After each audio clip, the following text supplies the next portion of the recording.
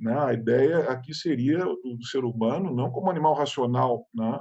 Mas como um animal de fala, se nós traduzirmos a palavra como já estudos etimológicos propõem, mesmo Heidegger, né? Mas Propõe eu que a acho que no gente Aristóteles traduza para o fala.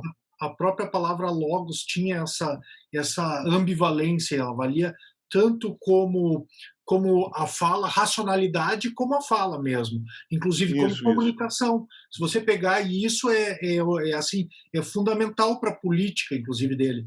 No livro 1 da política, ele coloca, ele distingue o ser humano que tem logos, que é a fala, do animal não racional, que tem a fone, que é só, e através da fone, o animal não racional, ele manifesta a dor e o prazer. E o ser humano, através do logos, ele é capaz de se comunicar com outros seres humanos, e isso possibilita que ele comunique o bem e o mal, o justo e o injusto. E por isso ele é Perfeito. apto a viver politicamente. Então, Exatamente, né? essa Exatamente. dimensão Não, comunicativa é possibilitadora da dimensão política, né? Então já está. perfeito, perfeito.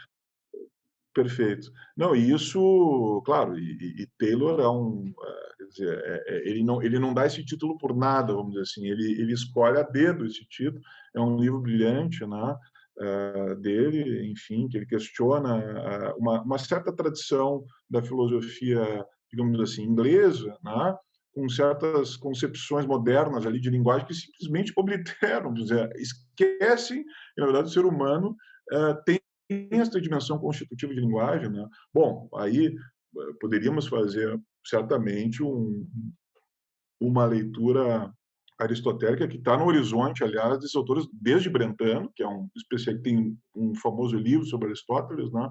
Mas depois, evidentemente, nós vamos encontrá-lo em Russell, em Heidegger, muito em Heidegger, né?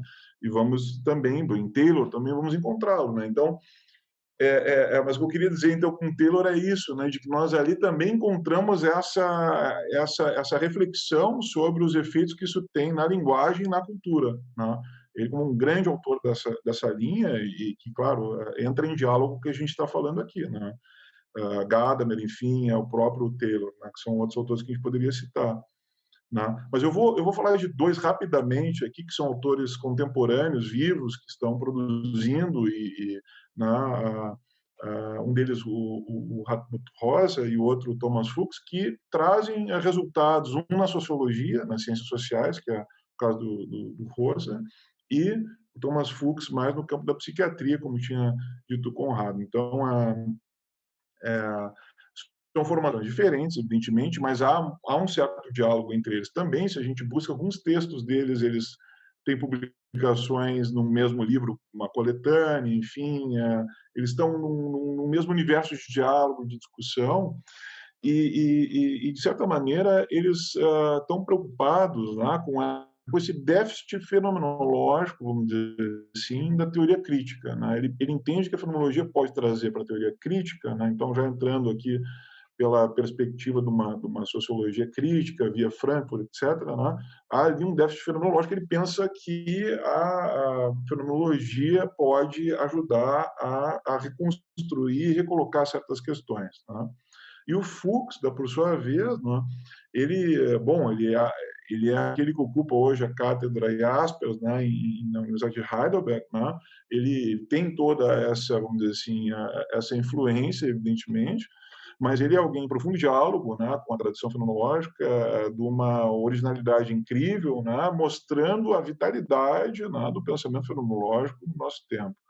E seja, por exemplo, por tratar de questões como a temporalidade implícita e explícita, né, ou então o que eles chamam de cronopatologia, né, né, como as patologias mentais podem se produzir em termos de cronopatologia, de patologias do tempo, né, vivenciadas pela via da temporalidade, portanto, descrevendo essas vivências como vivências de temporalidade que adoecem, né, como que isso se processa, e, aliás, fazendo críticas né, a esse modelo neurocêntrico, né, essa ideia de neurocentrismo vem muito mais por Marcus Gabriel, né, que utiliza esse tema. Depois ele também, o próprio Thomas Fuchs utiliza esse termo, né, de um neurocentrismo que, vamos dizer assim, ele como, vamos dizer assim, por suas influências de Jaspers, né, Jaspers jamais negaria a importância de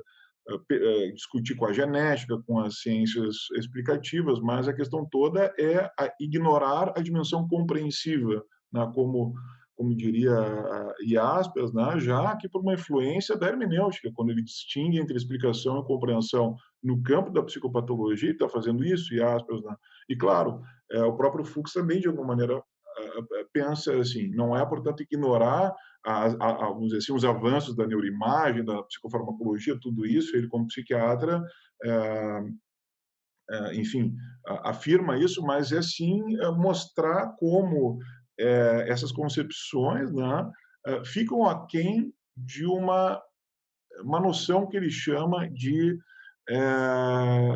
que seria o cérebro, né, como órgão de relação, né, como órgão de relação.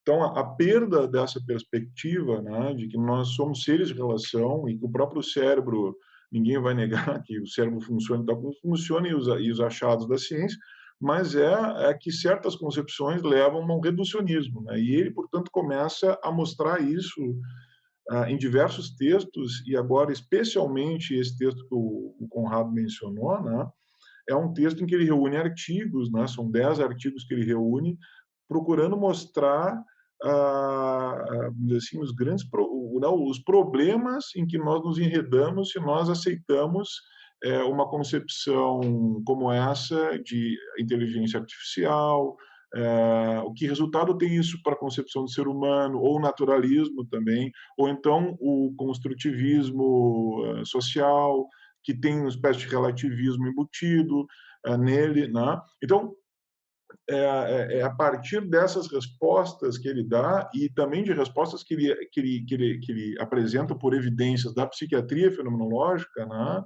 De uma memória corporal, por exemplo, que não é apenas a memória semântica, né? Então, mesmo nos casos mais graves de pessoas com lesões, de pessoas que têm algum tipo de demência, né? Então, ele tem textos sobre isso mostrando que existe uma memória que é anterior, mais corporal, né? Mais relacionada ao nosso ser no mundo, vamos dizer assim, né? Implicada nisso, que não se perde mesmo nesses casos, né? Então, é poder questionar isso, podendo trazer isso, que ele vai fazer o que ele chama de uma defesa do ser humano, né? Uma defesa do homem, do ser humano, enfim, Verteidigung des Menschen, né?